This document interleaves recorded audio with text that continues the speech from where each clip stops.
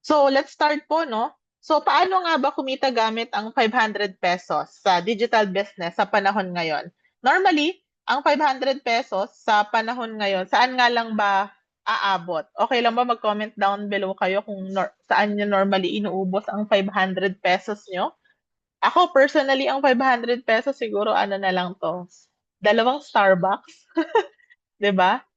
Baka for me, parang ang 500 pesos medyo imposible to start a business. Sa iba, pwedeng pambili to ng ticket, 'di ba? Pag may ka-date ka, pero yun nga lang wala na kayong food. Sakto lang sa ticket, guys. Pero pag doon ka sa Directors Club, baka kulangin to. Yung iba naman, ang sabi is pang Samgyup. Kung sa Samgyup na 499, pero may mga Samgyup kasi na tag 700 pesos. Tira natin sa comment section. O, pangkape. Tama, Sir Erwin, pangkape lang. Parang may hugot si Sir Ray sa 4-piece po tulad ng government char. Baon ng anak, yes, pwede. Or pamalengke for food nyo for today. Or pwede din pang grocery. Pero sa totoo lang guys, ang 500 pesos siguro, ano na lang to, tinapay, saka ano ba, baka nga medyo kulang to pambili ng prutas. Ang mahal din ng prutas right now eh. Or, pwedeng pang grab mo, di ba? Or, pwedeng pang massage mo. Kasi, sa panahon ngayon, parang ang massage dito sa Metro Manila is nasa around 700 pesos pataas. But, paano kung sabihin ko po sa inyo na pwede kang magkaroon ng negosyo sa halagang 500 pesos? So, possible or doable pa rin ba siya? So, before we start, no, syempre, i-share ko muna sa inyo yung company behind, okay, ang ating company profile para may idea kayo who's the company behind the TechMe, okay? And syempre, ayaw naman natin guys mag-negosyo ng illegal. So when it comes to the legalities ng ating company, we are complete from SEC, Mayor's Permit, BIR, and Barangay Clearance. So ito public document naman po ito, especially sa SEC.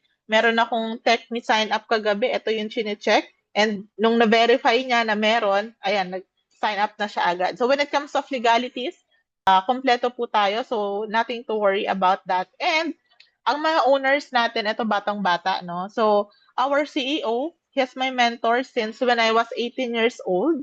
Okay, so Pres Gerald Bautista and our COO, Sir Lian Layson. And ang mga nag-handle naman ng ating dev team, si Sir Charles Cabling. Okay, lahat po sila ay Pilipino. Okay, so we are very proud na this business is Filipino-owned. Okay, so sabi nga namin, kung yung Shopee, Lazada, or ibang mga mobile booking app na foreign itinatangkilik natin, what more itong business natin. So, maganda dito, si NNT, since we are 13 years na po into tech industry, and we are proud to say na tayo ay end-to-end capable from developing to marketing, tayo po ay nag-create na ng more than 50 plus na apps and website. So, isa dito siguro ang kilala niya si Toyota. So, ayan, nagawa natin siya ng CRM. 'Di ba? When it comes to mga recent projects naman natin, if you're familiar with TNC, ayan, tayo din po yung partner nila. And Dino Crew, I don't know if you're familiar with Rocco Nasino, di ba? So nagpagawa din po siya ng software sa atin. And itong kaibigan ni Fahrenheit, di ba, sa Timeless Luxury, nagpagawa din po siya ng software sa atin. Ito, I believe mas kilala nyo, DepEd, di ba, gumawa tayo ng e-learning system and kay Cebuana de Villiers. And aside from the website and other software, meron din tayong ginawa ng mga application. So, meron tayong isang religious app na ginawa, Oras ng Himala, no? Streaming app, internet service sa Converge. Meron din tayong ginawa na app, bandang Batangas po ito, garbage app ito. Ang maganda dito sa app na to, paparating pa lang yung truck ng basura, mag-a-alarm yung cellphone ng mga homeowners doon, 'di ba? Para ilabas nila at na-identify din kung nabubulok at hindi nabubulok ang ilalabas nilang basura. So nagawan din natin ng system 'yan. We also create parking management app and e-commerce solution. Okay? So ang office natin, marketing office natin is dito po sa Eton Centris, Quezon Ave, Quezon City. So nandito po ako right now, pakita ko po later. And ito po, all-in-one platform yung pag-uusapan natin ngayon. Isang cellphone lang ang gamit mo, pero pwede kang magkaroon ng multiple na digital business. So, ito po ang pinaka-flagship or pinaka-hero product natin, yung micro university or e-learning na tinatawag. So, majority po kasi ng nagiging challenge ng mga aspiring entrepreneurs or mga gustong magnegosyo is they don't know how to, kumbaga, establish a business, especially if they are employee for how many years, diba? Tapos biglang magta-traditional business. Ang maganda dito, kung ikaw, nagwo-work ka ngayon and you are planning na magkaroon ng business in the future at somehow gusto mong makatipid when it comes to trial and error, kasi bawat trial and error sa negosyo, guys, may cost yan. Hindi lang oras, pati pera. Dito po, ang maganda dito, may mga training sa labas na kailangan mong bayaran for 5,000 pesos, 10,000 pesos, yung iba nga 60,000 pesos pa, na kung saan dito makukuha mo ng libre if you're part of the Techie community. Okay? So, aside from that, ayan, we are also partner by Bayad. Okay? So, hindi mo na kailangan mag-franchise ng around 200 to 800,000 na franchise ni Bayad para magkaroon ka nung business model nila. So dito, once you're part of the Techme community, pwede ka na rin pong maging authorized, 'di ba? Na kung saan pwedeng mga babayad ng Meralco, trending, right? Pagbabayad ng Pag-ibig, SSS, 'di ba? Kahit po yung mga RFID na 'yan, pwede din. Pag-ibig 'yan, pwede. So, ayan siya. And dito po, parang kayo na tong mga to. Robinsons Department Store, 'di ba? Hindi niyo na kailangang mag-franchise ng sobrang mahal. Villarica. So para na po kayong partners like them. And aside from the Bayad, there are some places pa rin naman in the Philippines na kumbaga wala pa rin, halimbawa yung maglo-load sila through GCash. Kasi yung iba, ito yung question, ma'am, what's the difference between TechMe and sa GCash? 'Di ba? So pag-usapan din natin yan later. But ang maganda po dito, kung ikaw gumagamit ka ng load, lahat naman po tayo gumagamit ng load. Instead na naglo-load ka sa GCash na meron kang charge pag naglo-load ka, dito, maglo-load ka dito, may discount ka, plus pwede mo pang inegosyo.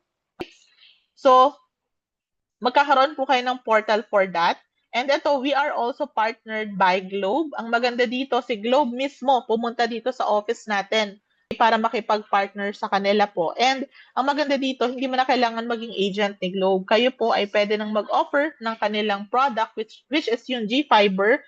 Ito po ay internet na prepaid.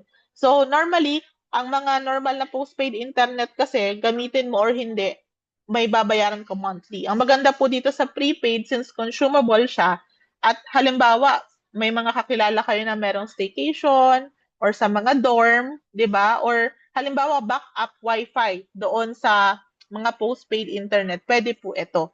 So dito, pwede kang kumita ng nasa around 300 to 400 pesos every time na meron kang mare-refer na mag-i-install. At ang mag-i-install po dito, ang customer support din po neto is si Globe mismo. Okay?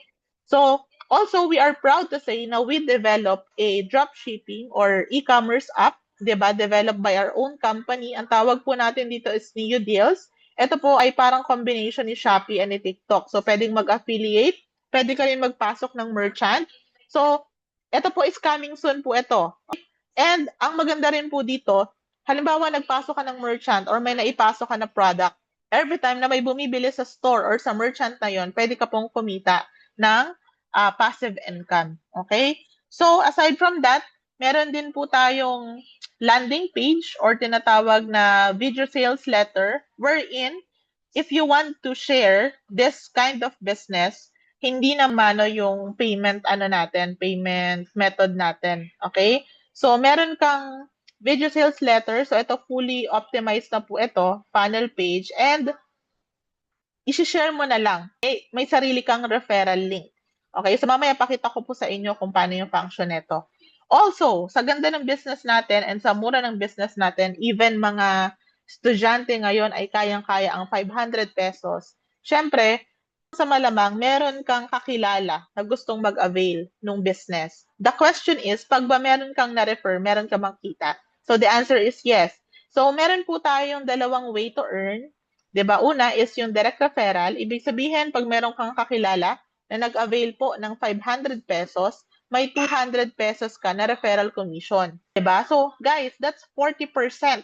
Diba? And kanina nga may nag-visit dito sa office and tuwang-tuwa siya kasi sobrang laki daw, diba, ng referral commission natin. So, ang maganda dito, sa sobrang dali, share mo lang yung affiliate link mo, Magsa-sign up sila doon, magbabayad sila online, automatic papasok na yung 200 sa portal mo. Okay? Pangalawang way to earn natin, indirect referral. Ibig sabihin, kung halimbawa, meron kang na-refer na kumuha ng 500 at sila ay nag-refer din, meron kang unlimited 20 pesos hanggang 5th level po nila.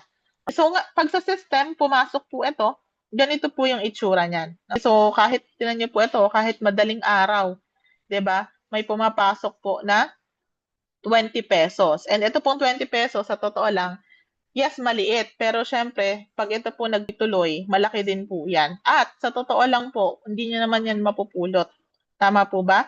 Ito po, ang maganda dito, syempre meron naman tayong mga kakilala na kaya, 'di ba? In fact, in 7 days, kaya natin makahanap ng 20 na kakilala natin na may 500 pesos. And we also have incentives. Okay? So, paliwanag ko po ito kung paano, no?